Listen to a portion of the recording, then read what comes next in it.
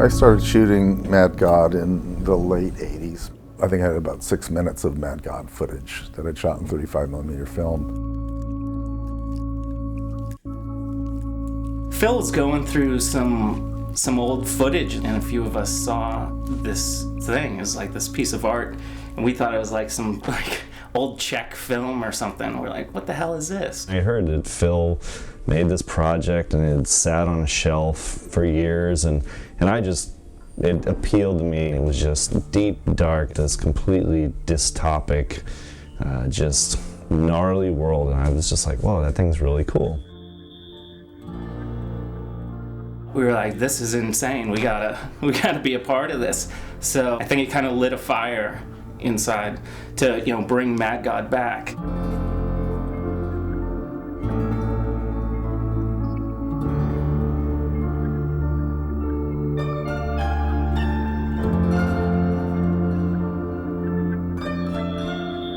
I grew up in kind of the Spielberg era of filmmaking, and I just loved the look and the feel of all that stuff, and it was because it was like practical effects. I mean, that's the reason why I'm doing what I'm doing. It has shifted into the digital world, and there's nothing you can do about that. But Mad God provides the opportunity to get in there and use my hands and do the stuff I dreamed of doing when I was a little kid.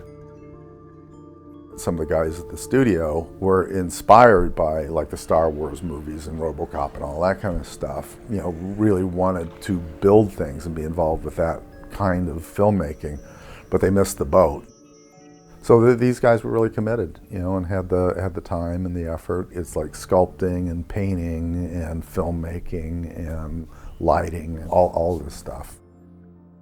One thing I do find when I'm here on Mad God is that even just working on set props or whatever, it's like something you just get into, like a zone that it's like meditative, or it's pretty refreshing. Like whatever you produce is going to more or less be in the film. And Phil is really good about actually embracing mistakes, and whatever you sort of come up with fits into the world of Mad God. We work in an industry where perfection is constantly striven for, and happy accidents just don't happen. And so with something like this, it's okay to slop things together and see where it takes us. It's a nice step back. When you look at something like stop motion, for the longest time people tried to use it to mimic reality, up until they basically hit the CG wall with Jurassic Park.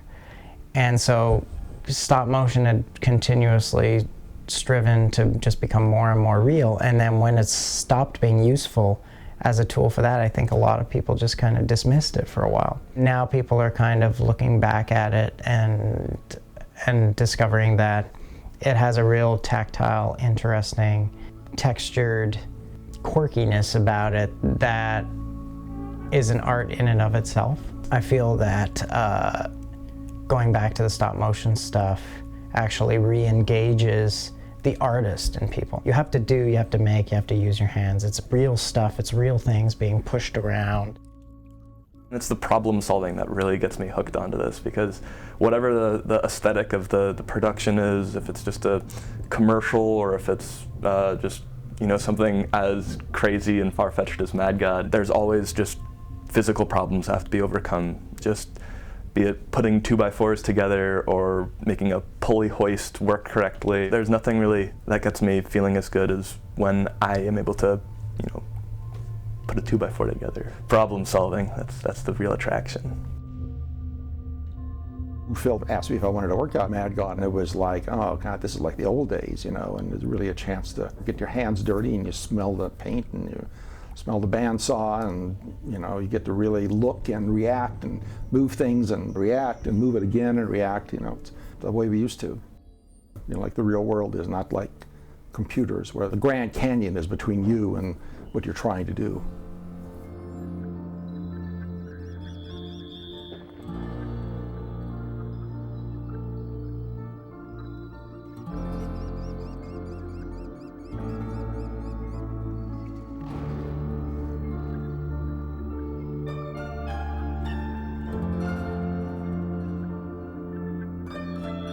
For me, it was like when I was 13. I used to do the same stuff, cover my G.I. Joe burn up my sister's Barbie dolls. You know, she didn't know that until she got them back, scorched. Mad God is everything you want to do. Just be free. Just pure creativity.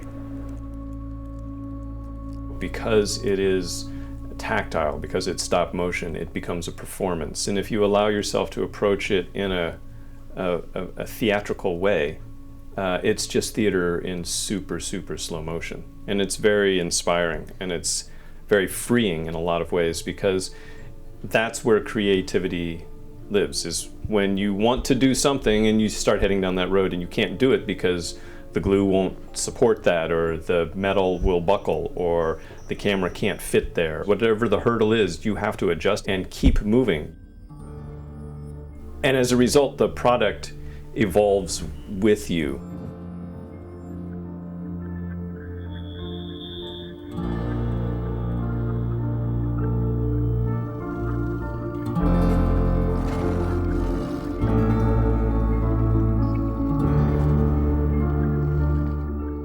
In my everyday job, I don't really have that much opportunity to just make mistakes and learn, and in Mad God I do.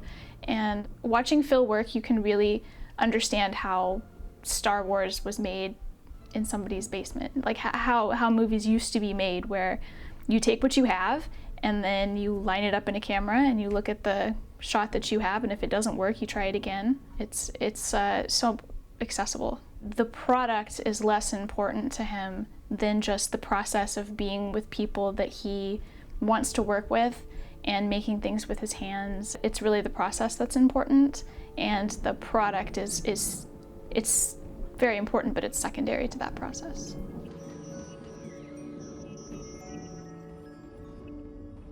Mad God has a pretty unique look. I know one of the influences on Phil, who is also like a big hero to me, is the Czech animator Carl Zeman. Zeman would mix all the different techniques together, the stop motion and the live action, and he would just kind of create this collage of various techniques and images, and it was just so beautiful. And I think, it's not like Phil is copying the style, but there's kind of the anything goes. We'll just grab something from here and something from there and mix it all together and come up with something new approach that Carl Zeman was so good at.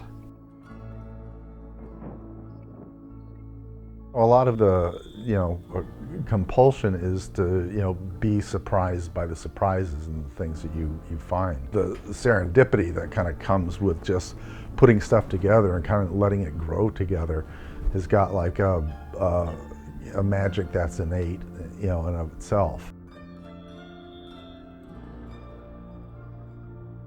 The point is making a movie, not making everything perfect.